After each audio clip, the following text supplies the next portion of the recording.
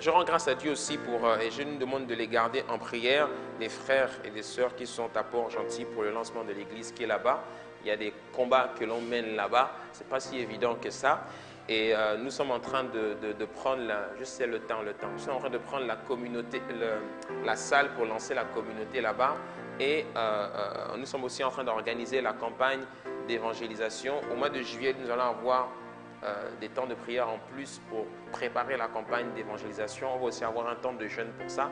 Les dates vont être communiquées, mais avec ou sans, on fera cette campagne d'évangélisation pour la simple bonne raison que nous obéissons à une instruction que nous avons reçue du Saint-Esprit. Amen. Gloire à Dieu. Allez, passons à la parole. Livre de Luc, au chapitre 19. Aujourd'hui, je pense que je ne vais pas être long. Je vais juste venir déposer quelque chose que j'ai reçu. Livre de Luc au chapitre 19. On va lire à partir du verset 11. Si tu y es, dis avec moi Amen.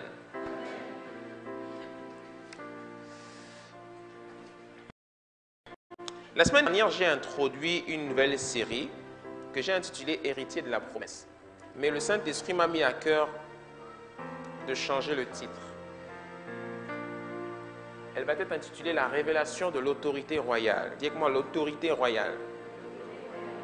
L'autorité royale. Et tu vas comprendre pourquoi. Livre de Luc, chapitre 19, au verset 11, il est écrit « Ils écoutaient ces choses. Et Jésus ajouta une parabole parce qu'il était près de Jérusalem et qu'on croyait qu'à l'instant, le royaume de Dieu allait paraître. Il dit donc, un homme de haute naissance s'en alla dans un pays lointain pour se faire investir de l'autorité royale. Dis-moi l'autorité royale. Dis encore l'autorité royale. Dis encore l'autorité royale. Et revenir ensuite. Il appela 10 de ses serviteurs, leur donna 10 000 et leur dit « Faites-les valoir jusqu'à ce que je revienne. » Mais ses concitoyens le haïssaient et ils envoyèrent une ambassade après lui pour dire « Nous ne voulons pas que cet homme règne sur nous. » Lorsqu'il fut de retour, après avoir été investi de l'autorité royale, il fit appeler auprès de lui les serviteurs auxquels il avait donné l'argent. Baisse un peu ton piano, s'il te plaît, c'est beaucoup trop fort, là-bas aussi. Afin de connaître comment chacun l'avait fait valoir. Le premier vint et dit, « Seigneur, ta mine a rapporté 10 mines. » Il lui dit, « C'est bien, bon serviteur, parce que tu as été fidèle en peu de choses, reçois le gouvernement de 10 villes. » Dis-moi, reçois le gouvernement. Le second vint et dit, « Seigneur, ta mine a produit 5 mines. » Il lui dit, « Toi aussi, sois établi sur 5 villes. » Un autre vint et dit, « Seigneur, voici ta mine que j'ai gardée dans un linge, car j'avais peur de toi. Parce que tu es un homme sévère qui prend ce que tu n'as pas déposé et tu moissonnes ce que tu n'as pas semé. » Il lui dit, « Je te juge sur tes paroles, méchant serviteur. Tu savais que je suis un homme sévère, prenant ce que je n'ai pas déposé et moissonnant ce que je n'ai pas semé. Pourquoi donc n'as-tu pas mis mon argent dans une banque afin qu'à mon retour je la retire avec un intérêt? » Puis il dit à ceux qui étaient là, « Ôtez-lui la mine et donnez-la à celui qui a les 10 mines. » Ils lui dirent, « Seigneur, il a 10 mines. » Je vous le dis, on donnera à celui qui a, mais à celui qui n'a pas, on ôtera même ce qu'il a. Au reste, amenez ici mes ennemis, qui n'ont pas voulu que je règne sur eux, et tuez-les en ma présence. Après avoir ainsi parlé, Jésus marcha devant la foule pour monter à Jérusalem. Alléluia. Cette parabole, elle est puissante. C'est l'une des 3 dernières paraboles que Jésus-Christ a données avant de partir. La première parabole, c'était la parabole du figuier quand il nous a exhortés à veiller car vous ne savez pas quand est-ce que le Seigneur reviendra. La deuxième parabole, c'est la parabole des 10 vierges, les 5 folles et les 5 sages. Et la troisième parabole extrêmement importante que Jésus-Christ a donnée, c'est cette parabole-là. Dans cette parabole, Jésus-Christ attire notre attention sur quelque chose. Il attire notre attention sur l'autorité dont devait être revêtu l'homme de haute naissance, l'autorité royale. Et cet homme a été revêtu de l'autorité royale. Il est revenu de son voyage. Et les 2 premiers serviteurs qui ont obéi à ce qu'il avait demandé, et je t'en parlerai au fur et à mesure que nous évoluerons dans l'enseignement, il leur a délégué la même autorité royale. Alléluia. Les 3 serviteurs ici représentent l'Église. Et les 2 premiers représentent les 2 types de chrétiens, enfin le type de chrétien qui obéit à cette instruction de faites valoir ces mines jusqu'à ce que je revienne. L'enseignement, je ne pourrais pas le finir aujourd'hui parce qu'il est progressif. Mais tu comprends qu'en fait, cette affaire d'autorité, cette affaire de gouvernement, cette affaire de pouvoir, cette affaire de règne, on ne l'obtient pas comme ça. Il y a un certain nombre de choses qu'il faut faire. Il faut prouver que tu en es digne. Alléluia. Hein? Et cette parabole, je vais t'en parler un tout petit peu aujourd'hui. Pour que tu comprennes pourquoi Paul a dit dans Galates chapitre 4 au verset 1 que aussi longtemps que l'héritier est enfant, il n'est en rien différent d'un esclave. Bien que tout l'héritage lui appartienne. Et le livre de Romains que nous avons lu la semaine dernière, chapitre 8, nous précise que nous avons un héritage. Nous sommes héritiers selon la promesse. Qu'est-ce que la promesse? La promesse que le Père a faite, c'est le Saint-Esprit. Dis avec moi le Saint-Esprit. Le Saint-Esprit, une fois qu'il vient dans notre vie, le Saint-Esprit vient et personnifie l'autorité en nous. Mais cette autorité ne peut pas être manifestée tant que l'on n'a pas obéi à l'instruction que le Seigneur nous a donnée. Nous avons tous reçu quelque chose de la part du Saint-Esprit. C'est l'image ici de la mine. Et le Seigneur nous donne l'instruction, fais valoir ça. Parce qu'en fait, tu comprends que la clé pour rentrer en possession de son héritage, c'est de multiplier. Dis avec moi l'alliance de multiplication. Dans Apocalypse 5 au verset 12 que nous avons chanté tout à l'heure, il est bien précisé que l'agneau qui a été offert en sacrifice ou qui a été immolé est digne de recevoir la puissance. Dis avec moi la puissance. Le mot puissance ici, c'est le grec dynamis, qui veut dire pouvoir, force ou encore autorité. L'héritage de Jésus-Christ, l'héritage de l'Église ne commence pas par la louange. L'héritage de l'Église ne commence pas par la force. L'héritage de l'Église ne commence pas par la gloire. L'héritage de l'Église commence par l'autorité. Dis avec moi l'autorité. L'Église n'est pas un corps religieux. L'Église de Jésus-Christ est une communauté de personnes que l'on appelle des rois. Et la première chose qui caractérise un roi, c'est que c'est la personne qui a l'autorité. Il est l'autorité. Alléluia.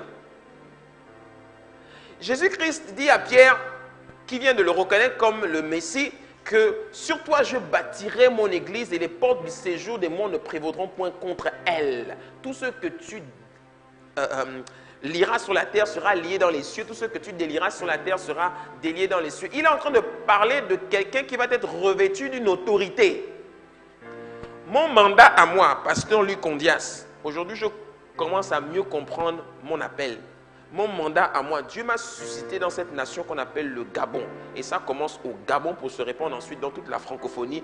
C'est de prendre l'église là que vous êtes et de vous rétablir à votre position d'autorité. Jésus-Christ l'a déjà fait dans l'esprit. vous avez l'autorité en tant que fils du royaume, en tant que chrétien. Mais il y a un message que vous devez entendre. Il y a un message, il y a une parole. Si vous ne l'entendez pas, vous ne pourrez jamais rentrer dans votre royauté.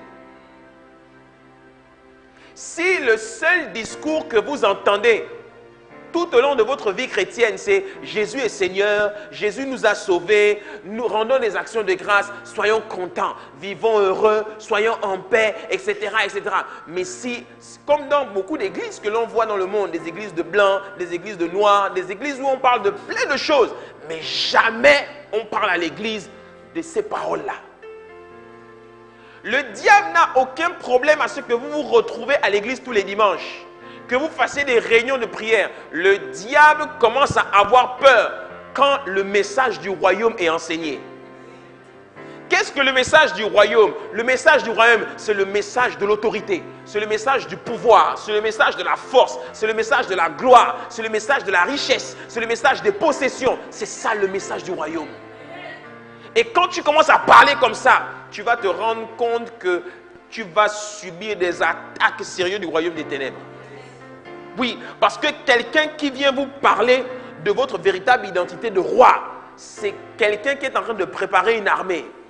Et le royaume des ténèbres, c'est ça. Voilà pourquoi je peux te donner toutes sortes de messages. On peut prêcher des choses sur comment vaincre le péché, comment sortir de la débauche, comment sortir du manque, etc. On peut prêcher toutes ces choses. On peut prêcher sur l'action de grâce. Mais, mon ami, le message qui prépare le prince au trône, c'est le message de la royauté. Si tu es prince et que l'on ne t'a jamais enseigné sur ta royauté, tu ne pourras jamais prendre le pouvoir. Imagine que quelqu'un est là, tu es là assis dans l'église et tu ne sais pas que Dieu t'a appelé à devenir une grande autorité politique dans ce pays. Jamais tu n'as entendu parler de politique. Tu ne sais pas ce qu'est la politique, tu ne travailles pas dans l'administration particulièrement, tu n'as pas d'amis ou de fréquentation politique, etc. Tu es là comme ça. À quel moment tu vas commencer à rêver politique? Il faut qu'un jour le Saint-Esprit dirige tes pas dans un environnement où tu vas commencer à être en contact d'un message et d'une atmosphère qui va te conditionner à ça. Et puis tu vas rentrer à la maison et bizarrement tu vas commencer à rêver. Alléluia. Tu peux vouloir être le plus grand Bill Gates, être semblable à Bill Gates. Tu peux vouloir être un grand entrepreneur. Tu rêves de réussir vraiment dans les affaires. Mais ceux qui excellent dans les affaires, ce sont ceux qui baignent dans l'environnement des affaires. Ce sont ceux qui ont compris les secrets, les mystères des affaires. Moi, j'ai travaillé plus de 8 ans dans le monde de la finance. J'ai vu des gens qui brassaient des milliers et des centaines de milliers d'euros par jour. Des milliards en CFA. Ils sont dedans toute la journée. Ils comprennent le jeu de l'argent. Ils maîtrisent les mécanismes financiers dans le monde de l'investissement en banque. Toi, tu es en train de te battre pour faire fructifier 100 000 francs. Lui, il te fait ça comme ça. Qu'est-ce qui fait la différence entre lui et toi? C'est que lui, il est comme un poisson dans l'eau. Alléluia. Un jour, je parlais avec un pasteur et puis on avait une discussion sur l'évangile de prospérité, etc. Et je lui disais, bon, il n'y a pas d'évangile de prospérité, il n'y a qu'un seul évangile, c'est l'évangile du royaume de Dieu. Amen. Et je lui disais, mais ton église, tes brebis, elles ont plein de problèmes, des combats au niveau financier. Elles ont des combats. Et tout ce que tu leur dis seulement à longueur de journée, c'est rendez grâce à Dieu. Rendez grâce à Dieu. Rendez grâce à Dieu. Mais si tu ne les fais pas asseoir pour leur enseigner les mystères de la finance, comment est-ce que tu veux qu'ils prospèrent? Tu penses qu'un jour, tu vas avoir un eureka comme ça et puis tu sauras comment investir dans l'immobilier. Alléluia. La différence entre l'église et les gens dans le monde, moi c'est en tout cas ma déduction, c'est qu'il y a beaucoup de choses que l'on raconte dans l'église. Mais il y a beaucoup de choses qui sont inutiles. Il y a beaucoup de choses que vous entendez qui sont inutiles. Des choses que l'on peut comprendre simplement en lisant sa Bible seule à la maison. Mais il y a des réalités spirituelles, des mystères cachés que tu ne recevras que quand ça sortira de l'autel ici. Alléluia. Que tu sois content ou pas, que tu le veuilles ou pas, je vais te parler de ta royauté. Je vais te dire qui tu es réellement.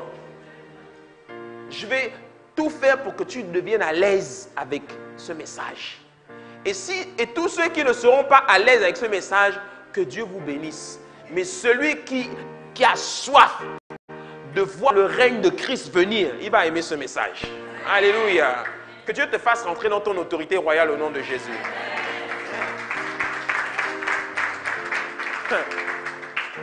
Aujourd'hui, avant que je revienne sur la parabole de Jésus, je vais attirer ton attention sur ce message, le sceptre de sa puissance. Dis avec moi le sceptre. Pour ceux qui avaient suivi la série que j'avais donnée il y a 2 ans de cela, la révélation du royaume de Dieu, vous vous rappelez? Pour ceux qui étaient là, si tu n'as pas écouté cette série, il y a les CD, tu peux prendre les CD. On a passé quoi? 2 ans, 1 an et demi quasiment 1 an et demi sur cette série appelée la révélation du royaume. C'est après cette série-là qu'on est rentré dans Christ est révélé. Hein? La révélation du royaume. J'ai dit qu'il y avait 3 choses, même 4, qui caractérisent le roi. La première chose qui caractérise le roi, c'est la couronne. La couronne, c'est le symbole du pouvoir. La deuxième chose qui caractérise le roi, c'est l'encensoir. C'est ce petit truc cette petite boule-là, avec une petite chaîne-là qu'il a sur lui et où il y a de la fumée qui sort, hein, qui symbolise l'influence. Hein? La troisième chose qui caractérise le roi, c'est le manteau qu'il porte. La cape qu'il porte représente l'onction dont il a été revêtu. Et la quatrième chose qui le caractérise, c'est le sceptre. Le sceptre, c'est ce petit bâton-là qu'il a dans la main qui symbolise son autorité. Alléluia. On avait pris le temps d'étudier toutes ces choses-là. J'avais évoqué beaucoup de choses, mais je n'avais pas fini. Aujourd'hui, je vais attirer ton attention sur le sceptre de sa puissance ou encore le sceptre de son autorité. Quand la Bible te parle du sceptre de sa puissance, c'est un mot qui revient souvent particulièrement dans les psaumes et que l'on voit en action dans l'Ancien Testament, mais ce sont des termes, ce sont des terminologies qui ont totalement disparu du Nouveau Testament. C'est pour cela que le message du royaume est un message qu'on n'entend pas beaucoup. On entend beaucoup de gens qui parlent de la vie dans le royaume. Qu'est-ce que la vie dans le royaume? Aimer son prochain comme soi-même, ne pas être égoïste, se comporter comme ci, comme ça, avoir de bonnes fréquentations, apprendre à lire sa Bible. Donc on parle de la vie dans le royaume. On parle de la culture du royaume. Mais quand il s'agit de notre identité en Christ, on doit te parler de ta royauté, de ton identité de roi. Qu'est-ce qu'un roi? Tu n'es pas chrétien, tu es roi. Dis que moi je suis roi. Tu es roi, tu n'es pas chrétien. Et comme j'aime souvent le dire, si William, fils de sa mère, était né et avait grandi dans le quartier, ça m'étonne. Là-bas, quelque part, parlons de cocotier. Ou bien, où ça? Au 22, ouais, au 22. Ah, c'est quoi? Oh. Hein? S'il avait grandi là-bas, et du jour au lendemain, il voit une armée qui débarque, qui vient le chercher et qui lui dit, tu es le futur roi d'Angleterre. Il aurait du mal à y croire. Et si on vient le chercher et qu'il a 25 ans, il faudra 25 autres années pour le préparer. Tellement il aura été formaté à beaucoup de choses qui n'ont rien à voir avec la royauté. C'est pour ça que quand on vient parler de certaines choses, il y en a, vous avez l'impression que je suis un extraterrestre. Il y en a, dès qu'on vous parle du message du royaume, le message est trop fort pour vous. Parce que vous n'êtes pas habitué à entendre ces choses-là. Mais pour conditionner ton esprit à ça, il faut que tu t'imprègnes de ça tout le temps. Alléluia. Ouais. Au lieu d'écouter plein de bêtises, regarder plein de bêtises, conditionne-toi en écoutant des choses comme ça, tout le temps. Dis avec moi le sceptre de sa puissance. Quand la Bible nous parle de règne, que nous sommes nés pour régner, nous sommes venus à Christ pour régner. Il est important de préciser que le règne de Jésus-Christ, ce n'est pas un règne sur les hommes. Quand la Bible dit dans le livre de Romains 5, 17 que si par l'offense d'un seul la mort a régné par lui seul, à plus forte raison ceux, c'est-à-dire nous, qui reçoivent l'abondance de la grâce et du don de la justice, régneront-ils dans la vie par Jésus-Christ lui seul. Donc, le règne de Christ en nous, c'est un règne pas sur les hommes, c'est un règne sur la vie, sur les circonstances, sur les maladies, sur les objets, sur la création, les arbres, les animaux. D'accord? Le règne touche toutes ces choses-là, mais le règne de Christ en nous, c'est pour ça que Paul dit, ce n'est plus moi qui vis, c'est Christ qui vit en moi. Donc tu comprends qu'en fait, le règne dont on est en train de parler ici, c'est le règne de Christ au travers de toi. Parce qu'en fait, il dit dans Galates chapitre 4 que nous avons reçu l'esprit de son Fils qui en nous crie « Abba, Père ». Donc, l'esprit de Christ vient habiter en nous, le Saint-Esprit. Cet esprit match avec notre esprit. 1 Corinthiens chapitre 6 au verset 17, que celui qui est en communion avec lui devient avec lui un seul esprit. Donc, je deviens avec lui un seul esprit. Et maintenant, mon esprit en moi, c'est l'esprit d'un fils. À l'image de Jésus-Christ, le Fils premier-né. Tu me suis? Hein? Donc, c'est cet esprit-là qui me permet de régner sur la vie, de régner dans la vie, de régner sur les circonstances, de régner sur toutes ces choses, sur la création. C'est comme ça que je peux parler à la nature, c'est comme ça que je peux rentrer dans la prière et soumettre les circonstances, les événements, influencer les choses dans l'esprit. Mais ce règne ne se limite pas juste à la création, aux animaux, etc. Ce règne influence aussi tous les systèmes de ce monde. Et ça, je vais l'évoquer un tout petit peu. C'est tellement complexe que je vais aller doucement pour que tu saisisses. Quand Jésus-Christ dit « gagner le monde pour le royaume », un homme ne peut pas gagner le monde. Un homme tout seul ne peut pas gagner le monde. Pour gagner le monde, il faut qu'on soit un peuple. C'est pour ça que quand tu ouvres Deutéronome chapitre 28 ou Deutéronome chapitre 8, quand il dit « Quand vous rentrerez en possession de toutes ces richesses, souvenez-vous que cela ne vient pas de vous, c'est moi qui vous ai donné ces choses-là. » Deutéronome chapitre 8, quand il s'apprête à rentrer en Canaan, Dieu n'est pas en train de parler à une personne, Dieu est en train de parler à un peuple. Alléluia.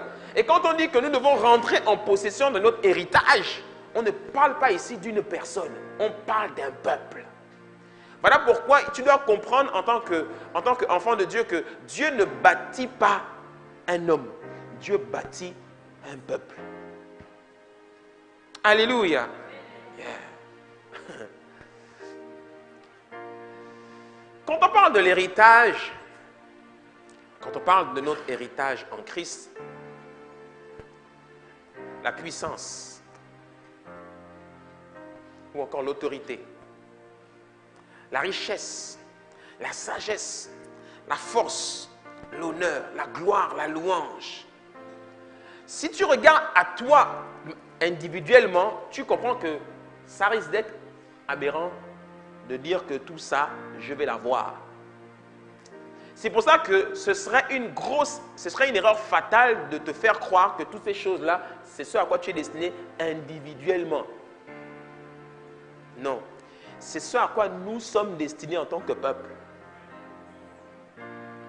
On commencera à voir la dimension de la richesse sur le peuple et non pas juste sur des hommes. On pourra voir des manifestations de cette richesse qu'on appelle souvent l'abondance dans la vie des uns et des autres. Mais quand on regardera le peuple, on verra une richesse infiniment variée qu'on ne peut pas compter. Alléluia. Et ça fait partie de notre héritage. C'est ce que Jésus-Christ a conquis pour nous. Donc, quand je parle de l'autorité, je suis en train de te parler que de la première dimension de cet héritage. Mais si je veux te faire rentrer dans ton autorité, si je veux te faire rentrer en possession de ton héritage, il faut que je te parle de la richesse. Il faut que je te parle de la sagesse. Pourquoi? Parce que celui qui a le pouvoir ou encore la puissance, naturellement a les richesses. Est-ce que c'est faux? Si. Dis amen, gars. Tu vois, même le dire amen, là, tu as du mal. Celui qui a l'autorité, le pouvoir, la puissance, naturellement a la richesse. Il a la main sur les richesses. Et naturellement, si tu as la richesse, alors tu dois avoir aussi la sagesse pour pouvoir contrôler et gérer cette richesse. Et naturellement, si tu as le pouvoir, si tu as l'autorité, si tu as la richesse, si tu as la sagesse, naturellement, tu as le contrôle sur toute chose, c'est-à-dire la force. Et celui qui a le contrôle sur tout, c'est celui qui reçoit les honneurs. Et celui qui reçoit les honneurs, qui vit dans les honneurs, à qui on rend les honneurs, il manifeste une nature qui resplendit, qu'on appelle la gloire. Et celui qui a la gloire, les gens le regardent, les gens l'applaudissent, les gens lui font des bisous, etc. C'est celui qui reçoit les louanges.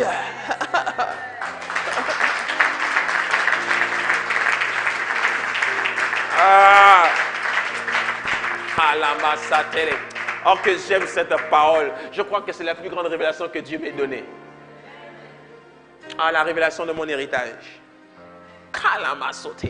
Quand je regarde ça, je regarde la maison du bâtisseur. J'ai prié longtemps aujourd'hui. Et j'ai prié beaucoup pour toi. J'ai prié, j'ai déclaré des paroles prophétiques sur l'église. J'ai prié pour l'église de la maison du bâtisseur. J'ai prié pour l'église du Gabon. J'ai dit, Seigneur, tu nous repositionnes ici. L'église du Gabon, la maison du bâtisseur, je t'annonce que ton appel n'est pas juste pour Akanda. Ton appel est pour tout le corps de Christ.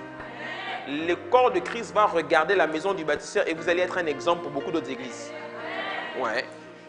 C'est pour ça que, par rapport à l'appel que tu as, que nous avons, nous recevons un certain type de message pour être des sources d'inspiration et de bénédiction pour les autres. Voilà pourquoi la maison du bâtisseur, tu vas voir que Dieu va nous donner des accès que d'autres n'ont pas eu jusqu'ici. Pourquoi? Parce que nous avons l'onction de la prééminence. L'onction de la prééminence, c'est l'onction du premier. C'est pour ça qu'on va avoir des percées que d'autres n'ont jamais eues. Tu me suis pas. On va avoir des percées que d'autres n'ont jamais eues, je te dis. Il y a des sphères d'influence où l'Église n'a jamais opéré dans cette nation. La maison du bâtisseur va opérer. Yeah. Oui, oui. Tu vas voir que des autorités dans ce pays vont naître dans cette église. Ouais. Ça, c'est notre onction. C'est l'onction de l'église de manière générale. Mais le Seigneur va toujours prendre un et puis il va lui faire prendre un chemin que les autres ensuite vont suivre. Nous aussi, nous suivons aussi des gens qui ont pris les devants aussi. Donc nous, on est à notre, chacun à son niveau.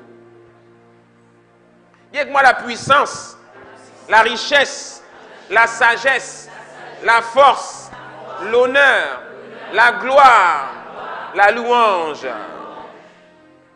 Alléluia. Maintenant, quand tu comprends cela, tu comprends que celui qui reçoit la révélation de son héritage, et la Bible nous le montre au travers de David. David était celui qui reflétait, qui représentait le roi. Et quand tu comprends cela, tu comprends que tout ceci te résume un seul mot. C'est le mot pour lequel nous avons été créés. Genèse 1, 26 à 28. Ce mot, c'est domination. Dis avec moi, domination. Le mandat de l'Église de Jésus-Christ, c'est un mandat de domination. Les gens et même les pasteurs qui vous font croire que le mandat de l'Église, c'est d'être là, au milieu de tout le monde, gagner des âmes, gagner des âmes, gagner des âmes. On gagne des âmes, oui. Gagner des âmes, c'est pas tout le mandat. Gagner des âmes, c'est une partie du mandat. La seconde partie du mandat, c'est domine. Dis-moi domine. Tourne-toi vers quelqu'un et dis-lui domine. Dis-lui que tu es appelé à dominer. Tu es appelé à soumettre. Tu es appelé à contrôler. Tu es appelé à assujettir. Tu es appelé à dominer au milieu de tous tes ennemis. Domine. C'est ça le mandat. Soyez féconds, multipliez, remplissez, assujettissez et dominez. Pas les hommes. Et je vais te montrer à quoi tu es appelé qu'est-ce que tu es appelé à dominer. Il dit dans Psaume 110 au verset 1, parole de l'Éternel à mon Seigneur, assieds-toi à ma droite jusqu'à ce que je fasse de tes ennemis ton marchepied. L'Éternel étendra de Sion le sceptre de ta puissance. Domine au milieu de tes ennemis. Ce n'est pas une option, c'est un ordre. Domine. Donc la maison du bâtisseur, Église de Jésus-Christ, vous devez dominer. Lis Deutéronome 28, lis les bénédictions que Dieu est en train de proclamer sur son peuple. Ce sont des paroles de domination. Vous serez la tête et non la queue. Vos ennemis viendront vers vous par un chemin, ils s'enfuiront par 7 chemins. Et tu vas voir que dans ce discours de domination-là, on met toujours les ennemis dedans. C'est toujours une affaire de guerre, de combat, de guerre, de combat. Psaume 35, versets 1 à 2. Combat ceux qui me combattent. C'est toujours une affaire de combat, de domination, de guerre, règne, bon. C'est ça la Bible. C'est pour ça que beaucoup, vous avez du mal à lire ce livre. Quand vous le lisez, parce que vous êtes formaté.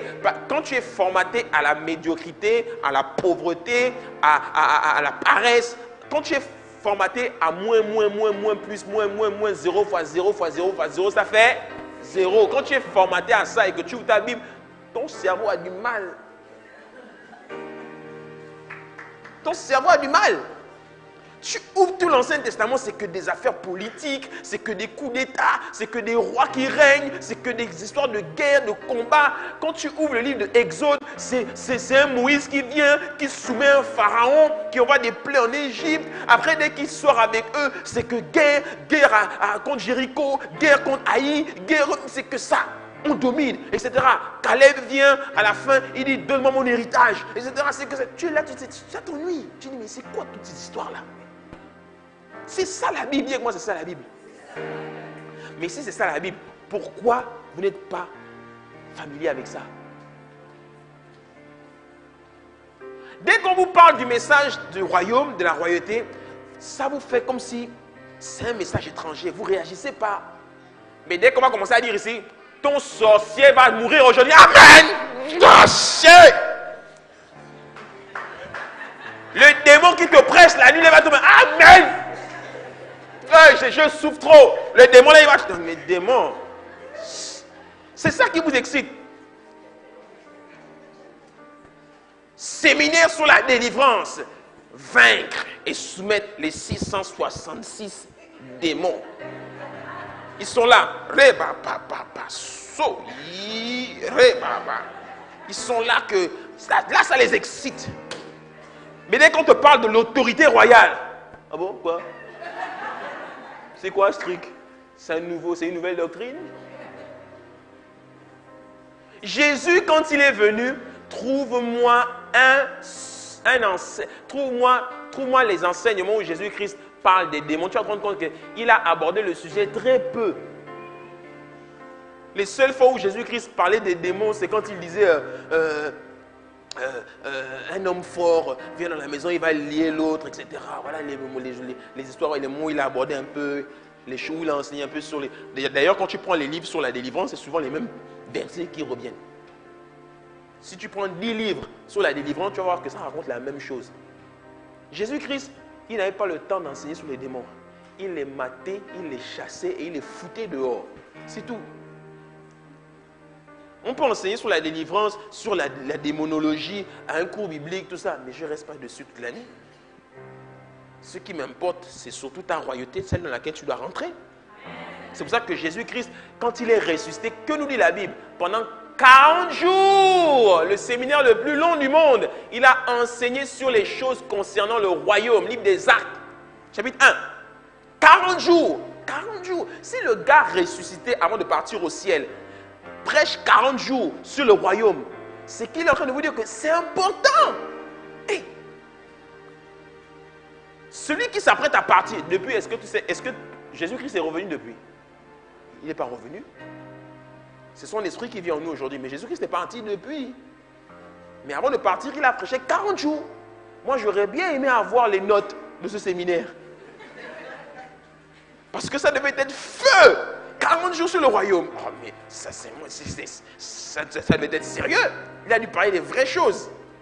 Ah, et j'en veux au Saint-Esprit. Est-ce que tu sais que le pasteur dit qu'on veut au Saint-Esprit? J'en veux au Saint-Esprit qui ne nous ait pas donné les notes des 40 jours du séminaire là.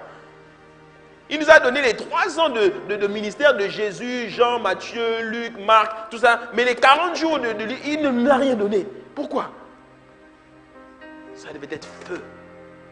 Il voulait s'assurer que ce soit les 12 apôtres et les 120 disciples là qui allaient relayer le sujet. Mais aussi, ils ont un peu péché, parfois. Parce qu'ils ne ont pas toujours... Les gars, il a prêché pendant 40 jours les choses concernant le royaume. Mais quand tu lis le livre des Actes, ils vont prêcher seulement aux Juifs. Heureusement qu'il y a quelques-uns qui avaient compris qu'ils sont allés prêcher à Antioche aux païens. C'est là que la porte s'est ouverte pour les païens. Les gars voulaient nous laisser dans l'obscurité.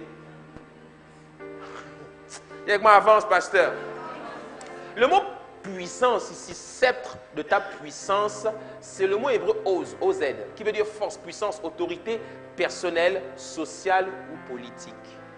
Dis avec moi personnel, social, politique. Le mot puissance ici, c'est un mot hébreu que l'on lie à la domination individuelle, à l'autorité individuelle, mais aussi à une autorité sociale, c'est-à-dire dans la société, et à une autorité, une domination politique. Politique vient du mot latin politis, qui veut dire le chef. Donc, quand on dit que l'Église, je vous ai donné l'autorité exousia de marcher sur les serpents, les scorpions et sur toute la puissance de l'ennemi, il est en train de dire que votre mandat, c'est de soumettre le monde d'un point de vue personnel. Chacun d'entre vous, vous êtes appelé à exercer votre autorité dans le domaine où Dieu vous a appelé, mais aussi au niveau social, c'est-à-dire dans la vie des gens, vous devez arriver à soumettre les circonstances pour que les gens vivent bien, pour que les gens reconnaissent l'autorité de Christ dans leur vie, pour que les gens adhèrent à Christ. Mais politique aussi. Pourquoi? Parce que politique, les politiciens, ce sont ceux qui dirigent, ce sont ceux qui gèrent, ce sont ceux qui contrôlent. Je ne dis pas qu'il faut commencer à prêcher la politique. Non. Je dis que votre mandat, il est aussi, en tant que peuple, il est aussi politique. Ça vous fait peur, hein? Dès qu'on dit le mot politique, pasteur, doucement, c'est compliqué l'affaire là. C'est compliqué. Non, ce n'est pas compliqué. Ça veut dire simplement que moi, peut-être, je ne parlerai pas de politique ici, mais je sais que parmi vous, il y en a qui sortiront et qui régneront dans la politique. Oui, c'est ça que ça veut dire. Et qui dit politique ne veut pas dire absolument être politicien. Ça veut dire, beaucoup d'entre vous, vous avez un mandat dans le milieu politique. Par exemple, tu peux avoir un de tes chefs qui est un politicien et à côté, tu as été positionné comme secrétaire particulier, aide de camp, garde du corps, adjoint, directeur général adjoint, etc. Et tu travailles dans le milieu politique. Est-ce que tu me suis? Regarde encore ce que la Bible dit. Au livre des Nombres, voici une prophétie que Balaam a prononcée. Nombre 24, verset 17. Je le vois, mais non maintenant. Je le contemple, mais non de près. Regarde ce qu'il dit. Un astre sort de Jacob. Un sceptre s'élève d'Israël. Il perce les flancs de Moab. Il abat tous les enfants de Seth. Il se rend maître d'Édom. Il se rend maître de Séhir. Ses ennemis, Israël, manifeste sa force. Celui qui sort de Jacob règne en souverain. Il fait périr ceux qui s'échappent des villes. Il est en train de voir quelque chose dans l'esprit. Il dit, je vois quelque chose sortir de Jacob. Je vois un règne. Je vois un sceptre de puissance qui sort de Jacob. C'est quoi? Il est en train de voir Christ en fait. Mais je vais être plus précis. Il est en train de voir l'Église. C'est pour ça que dans la Bible française courante, il dit, je vois ce qui arrivera. Mais ce n'est pas pour aujourd'hui. Je discerne un événement, mais il se produira plus tard. Un astre apparaît parmi les descendants de Jacob. Un souverain surgit au milieu du peuple d'Israël. De son sceptre, il frappe les Moabites à la tempe. À la tempe, ici, là-bas. Qu'est-ce qu'il est en train de voir? Il est en train de voir quelqu'un. Mais il n'est pas en train... Jacob, c'est qui? Jacob, c'est un peuple. Jacob, c'est un peuple. Donc, quand il regarde le peuple de Jacob, il voit un autre peuple derrière. Mais il voit ce peuple. Il voit des guerriers.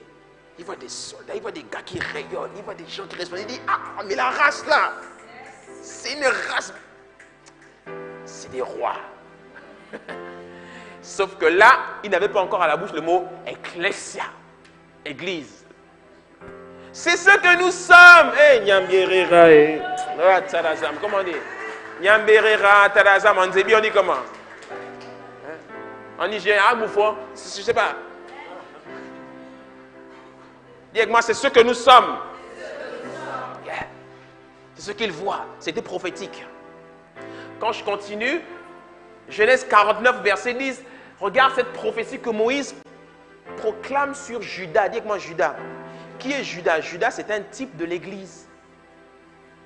Le sceptre ne s'éloignera point de Judas, ni le bâton souverain d'entre ses pieds, jusqu'à ce que vienne le Shiloh et que les peuples lui obéissent. Il est en train de te parler ici de l'Église. Il est en train de te dire ici que l'autorité ne s'éloignera jamais de l'Église.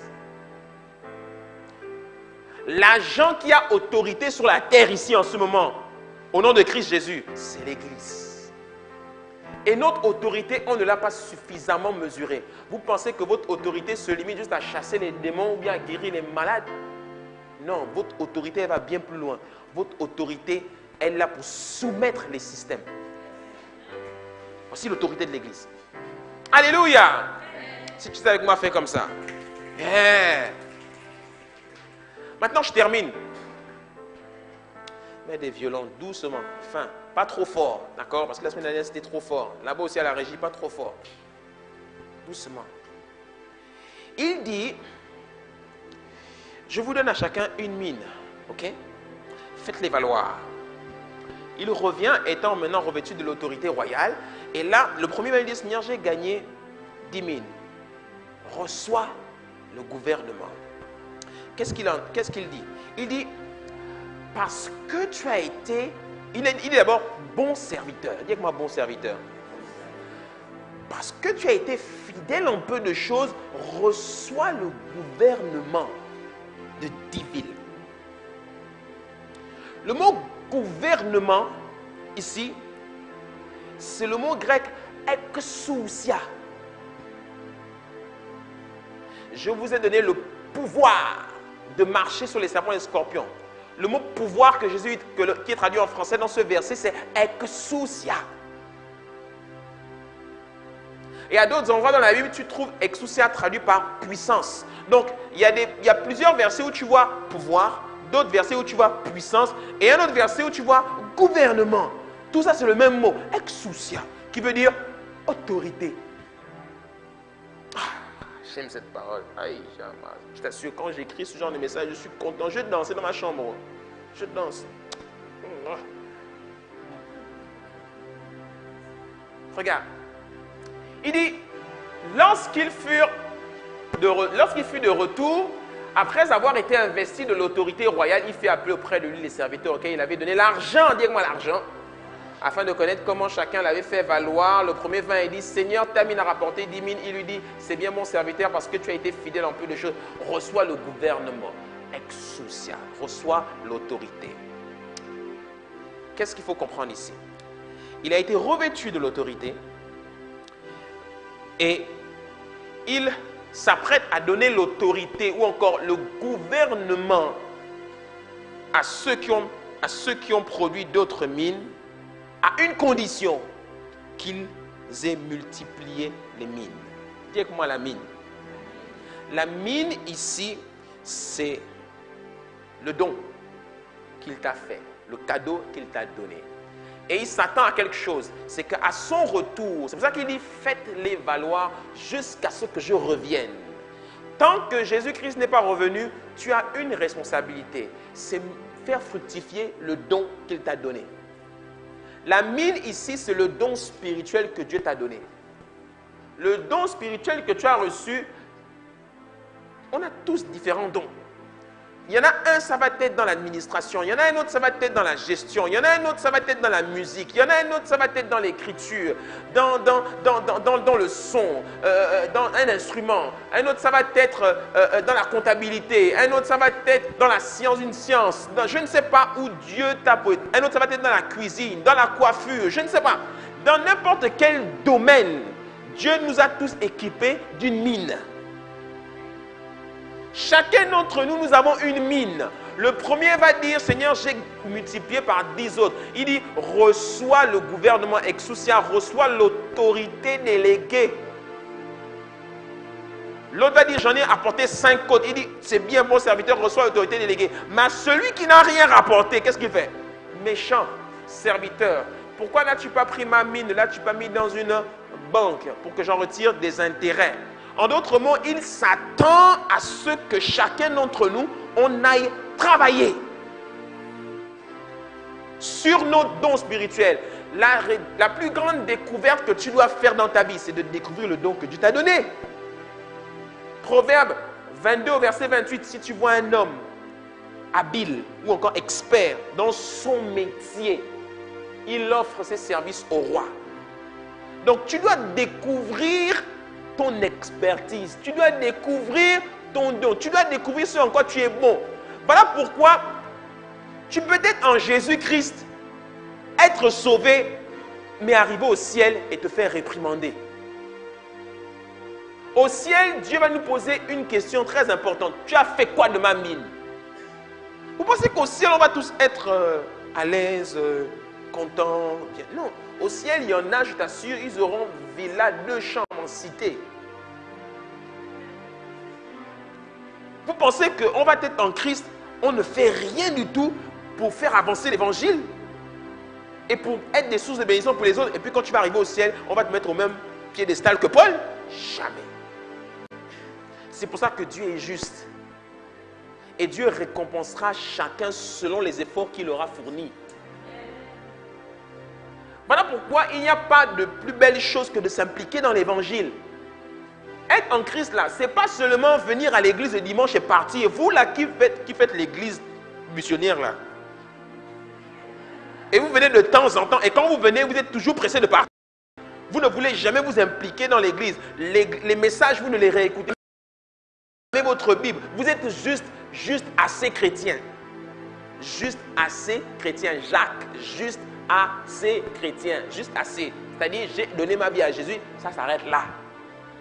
L'affaire de s'impliquer dans l'église, l'affaire d'aller évangéliser, l'affaire de donner l'argent, l'affaire de... Je ne fais pas toutes les choses, je suis juste un assez chrétien. Vous pensez que vous aurez la même chose que Luc Ondias, que ceux qui ont payé le prix?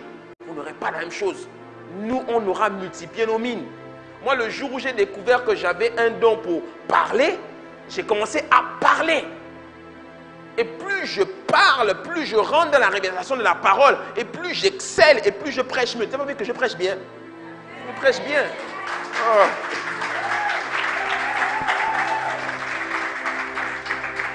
Quelqu'un va dire, mais le pasteur se jette des fleurs. Je me jette des fleurs. Je prêche bien. Au nom de Jésus. Je suis le meilleur prédicateur au monde. Au nom de Jésus. Pourquoi tu veux que je dise que je suis le moins bien? Jamais. Je suis le meilleur. Ouais, je suis le meilleur. Le jour où mon père spirituel est venu ici, il a dit, tu feras mieux que moi. Merci papa, je ferai mieux que toi. Alléluia. Alléluia. Yeah. Donc, ta responsabilité, c'est de découvrir ta mine, ton don. Et c'est ce que je vais t'enseigner. D'accord? Tu trouves ta mine, tu la multiplies. Et c'est seulement quand tu as multiplié ta mine qu'il t'appelle fidèle Fidèle, c'est pas être toujours à côté de lui, être là, ne jamais... Non, être fidèle auprès du pasteur, c'est pas toujours être là. Pasteur, je suis là. Oh. Quand on dit prière, je suis là. Quand on dit jeûne, je suis là. C'est pas ça être fidèle. Moi, je t'appellerai fidèle quand je verrai que la grâce que Dieu a déposée dans ta vie, tu as multiplié ça et tu fais du bien à l'église avec ton argent. Avec ton argent.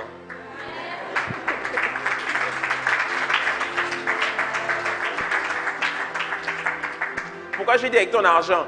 Pas que ton argent, on va manger ça, c'est pas ce que je dis. Ça veut dire que l'argent avec quoi Dieu te bénit en retour, tu viens semer ça pour faire avancer l'évangile. Donc on prend ton argent et puis ça aide à construire, ça aide à évangéliser, ça aide à faire ci, ça aide à faire ça. Et puis on est content. Et là je dirais, tu es fidèle au Seigneur.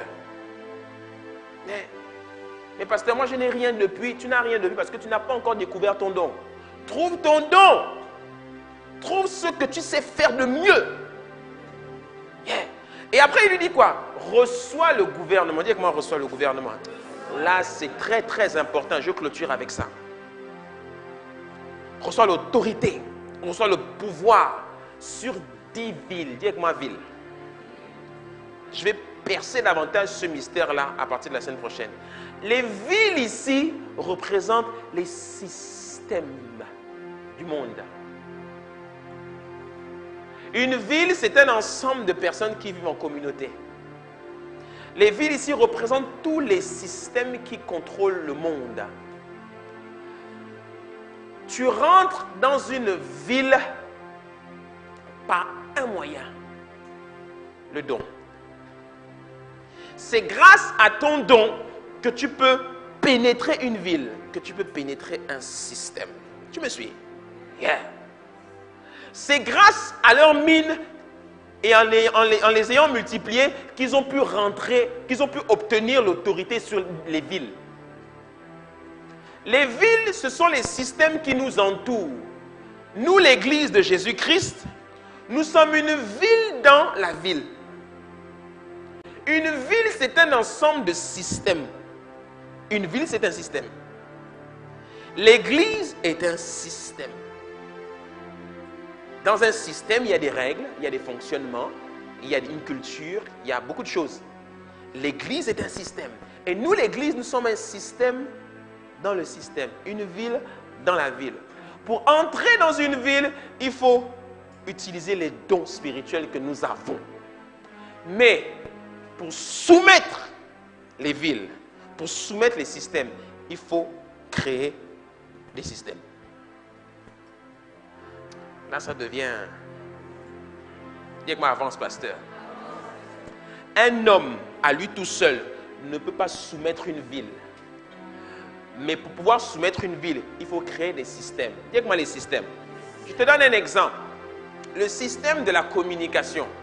La ville de la communication. Le système de la communication ou encore le monde de la communication, c'est un ensemble de gens qui travaillent dans la communication.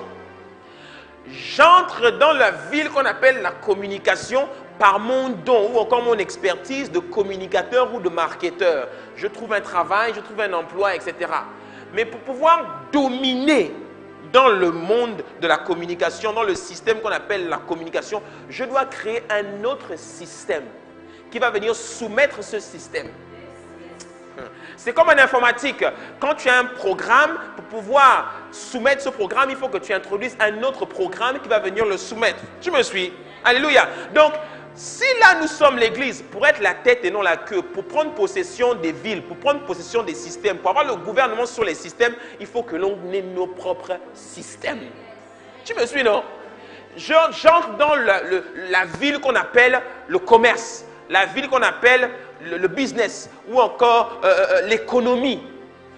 Grâce à mon don, je peux rentrer dans la ville qu'on appelle l'économie. Mais je commence à prendre le leadership dans cette ville lorsque je crée un système économique qu'on appelle une entreprise. Car un homme ne peut pas posséder un système. Il faut qu'il ait une entreprise. Et s'il veut prendre tout le contrôle, il faut qu'il commence à multiplier ses entreprises pour prendre le contrôle de la ville. Alléluia! Ah, est-ce que tu me suis acclamé le Seigneur? Hey.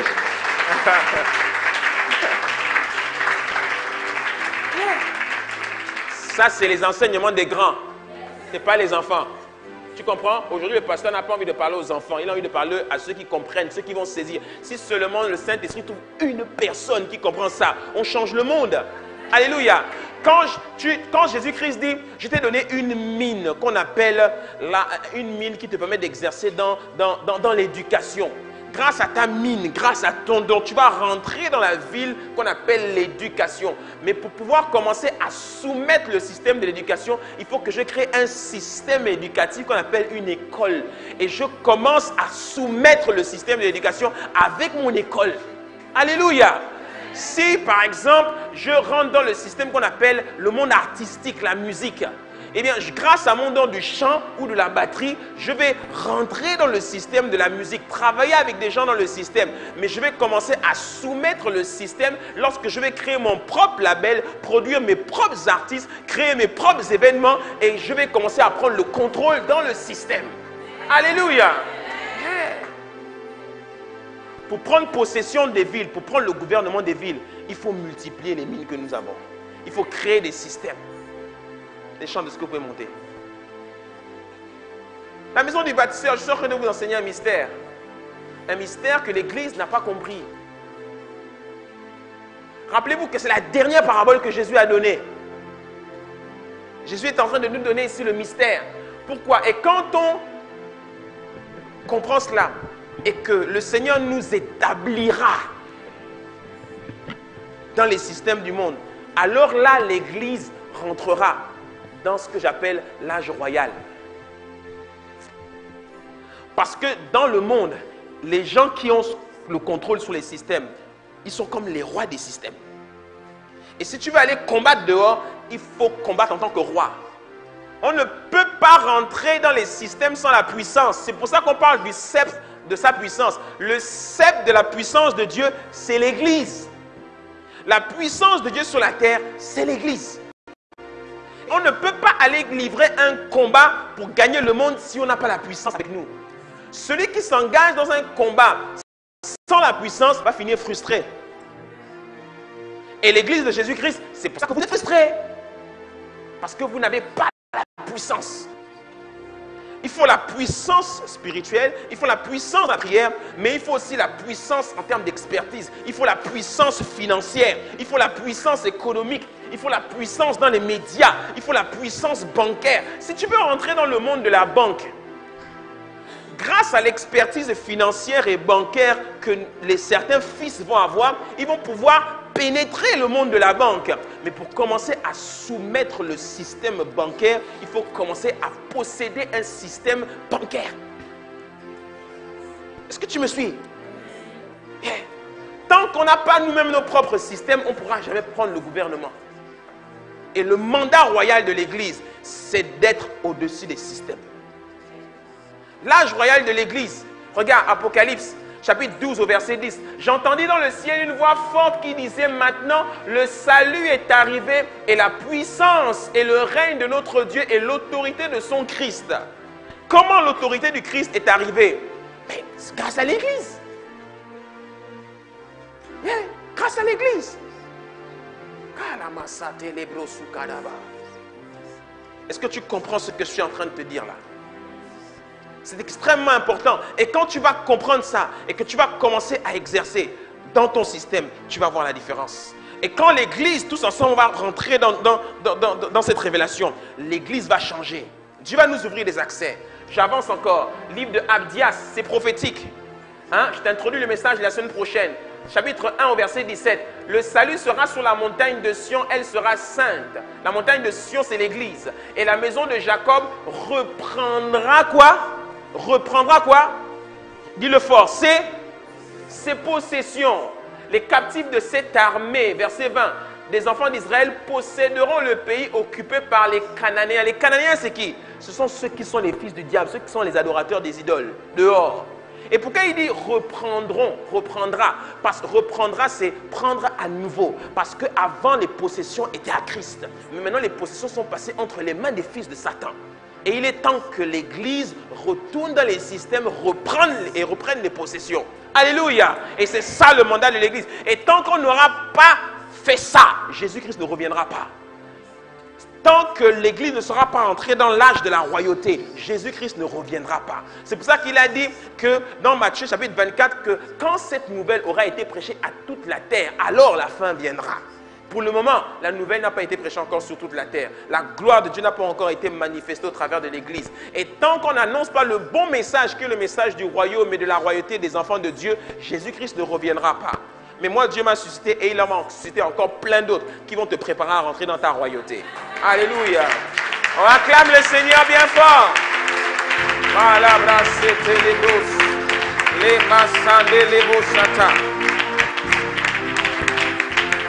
Malebros.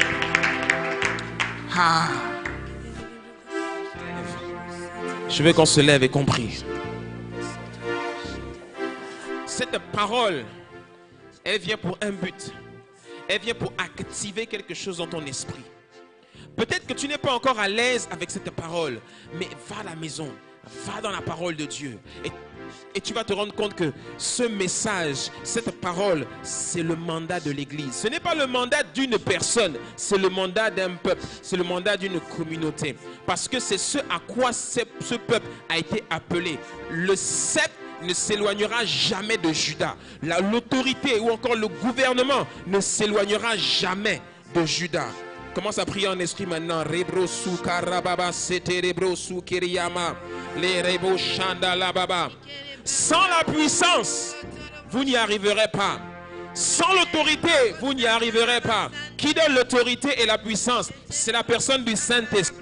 Et quand il donne cette autorité, il la donne pas pour qu'on la gaspille. Il la donne pour qu'on prenne possession des villes. Il y a des villes, changez-moi le micro s'il vous plaît. Il y a des villes qui nous attendent. Il y a des villes qui attendent que le peuple de Dieu se lève. Voilà pourquoi Romains 19 dit: la création toute entière attend avec un ardent désir la manifestation des fils de Dieu. Les fils de Dieu doivent manifester parce que la création attend.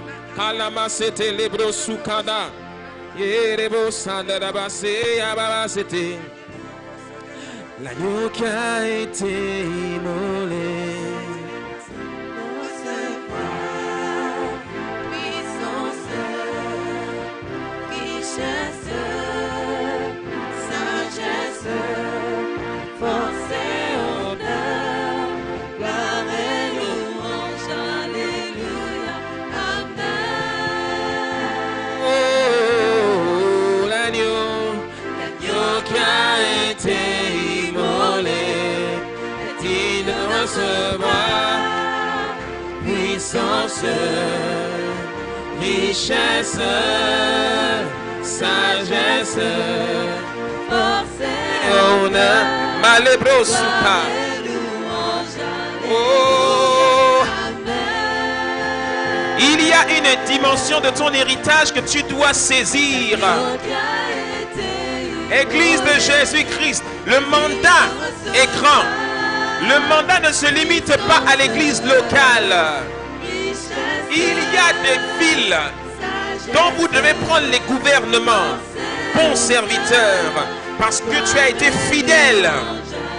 En peu de choses, reçois le gouvernement de 10 villes, de 5 villes, de 30 villes, de 50 villes. Reçois le gouvernement. Oh, et digne de recevoir. Oh, richesse.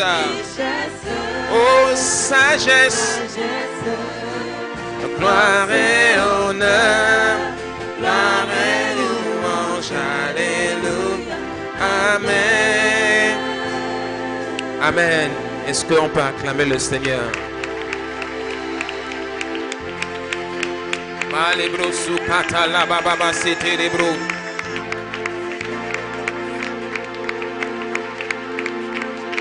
Avant que je rende le micro, je vais te dire quelque chose. La maison du baptisteur, le Saint-Esprit m'a parlé clairement vendredi quand nous étions en 24 heures de prière.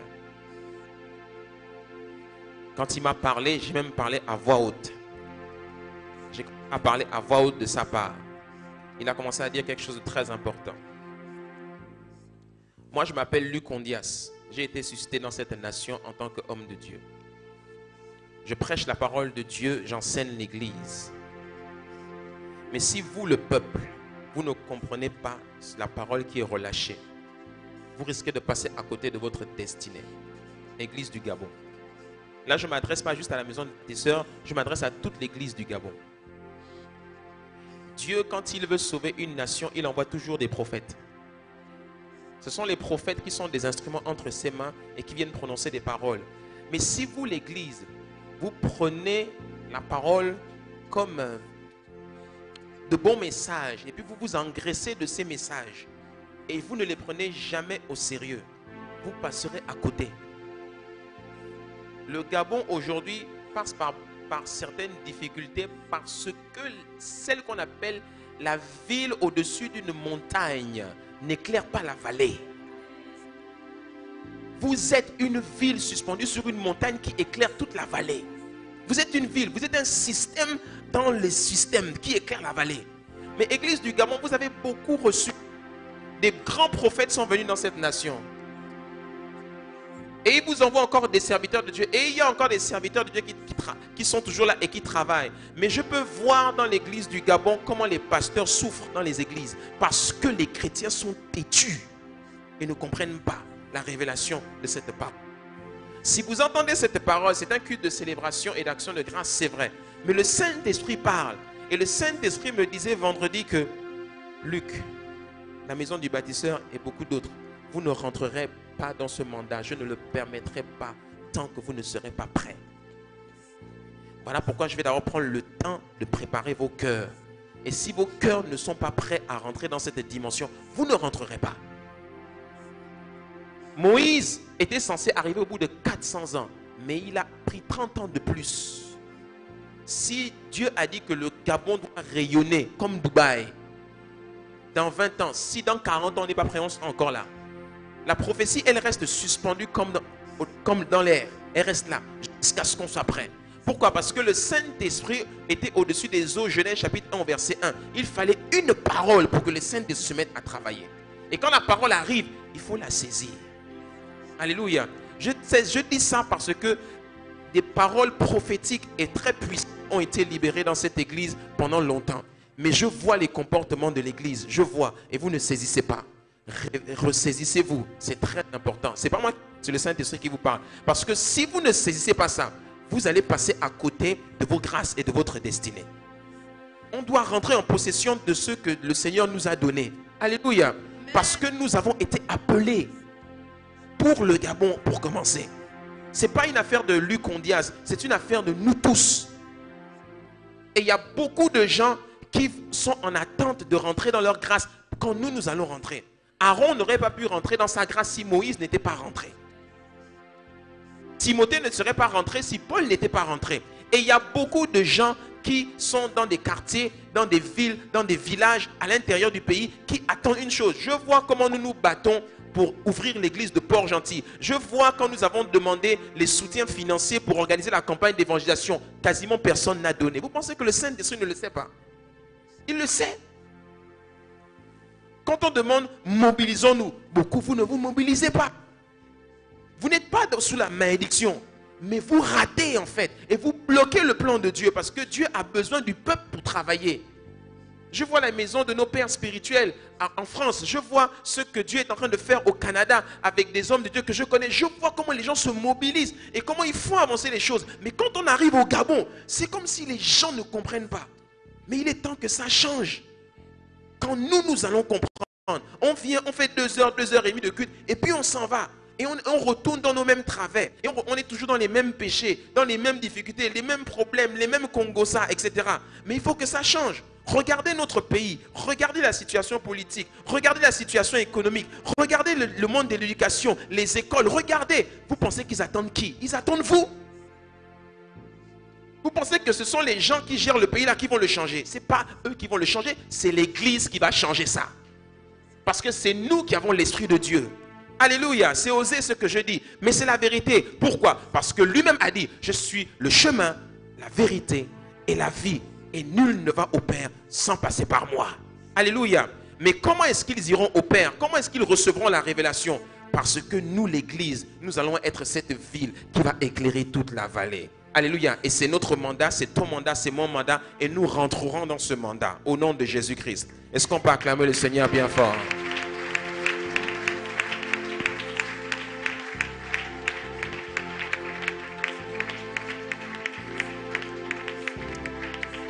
Amen. Je nous inviterai à prendre place d'abord quelques instants.